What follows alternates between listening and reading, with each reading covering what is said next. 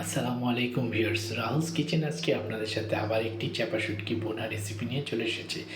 By the way, আমি আমার ঘরের শিপ রুমেল আর আপনারা দেখছেন রাহুলস কিচেন। আর আজকের ময়মনসিংহের বিখ্যাত সেই চাপা শুটকি বোনা রেসিপি আপনাদের সাথে শেয়ার করব। এর আগে আমি চাপা শুটকি দিয়ে কচুমুখী একটা রেসিপি শেয়ার করেছিলাম। তাহলে চলুন বন্ধুরা, দেখে আসি কী কী লাগছে। আমি এখানে 4টা চাপা শুটকি নিয়েছি। মাথাগুলো ফেলে দিয়েছি, মাথাগুলো অনেক সময় তেতো লাগে, তাই মাথাগুলো আপনারা ফেলে দিবেন। নিয়েছি বেশ কিছুটা পেঁয়াজ কুচি, নিয়েছি কিছুটা কাঁচামরিচ ফালি এবং দেশি কিছু রসুনের কোয়া। সেই সাথে নিয়েছি সামান্য আদা বাটা এবং রসুন বাটা। রসুন বাটাতে একটু বেশি, আদা বাটার চেয়ে। লাগছে হলুদ গুঁড়ো, মরিচ গুঁড়ো, আর যেটা রান্নাতে না দিলে কমপ্লিট হয় না, সেই স্বাদের লবণ। আমি প্রথমে একটি কড়াইতে কিছুটা সরিষার তেল দিয়ে তার মধ্যে একে একে দিয়ে দেব পেঁয়াজ কুচি, কাঁচামরিচ ফালি,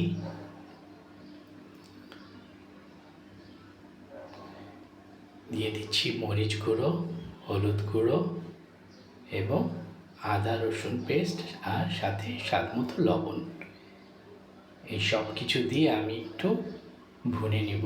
হালকা করে পেঁয়াজটা নরম হয়ে আসা পর্যন্ত আমি একটু কষিয়ে নিচ্ছি।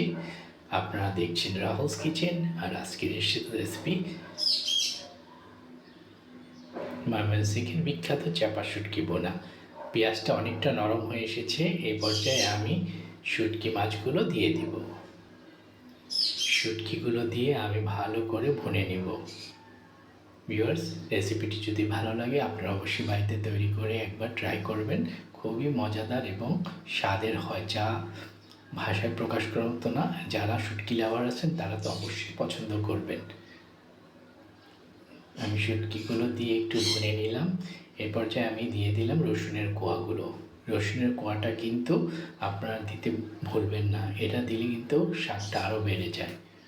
বাস এটাকে ভুনা করতে করতে আমি একদম ভাজা ভাজা করে ফেলবো। আপনারা দেখছেন অনেকটা কিন্তু ভাজা ভাজা হয়ে আসছে এবং তেলটা কিন্তু সেপারেট হয়ে গেছে।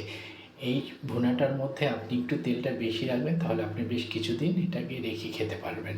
বাস এখন একটু পরিবেশন করে দেখাচ্ছি। আপনারা সবাই আমার পেজটিকে ফলো করে দিবেন, যারা করেছেন তাদেরকে ধন্যবাদ। এবং এই সেম রেসিপিটি আপনারা আমার ইউটিউব চ্যানেলেও দেখতে পাবেন এবং ইউটিউব চ্যানেলটি সাবস্ক্রাইব করবেন। তাহলে আজকের মতো বিদায়, আল্লাহ হাফেজ।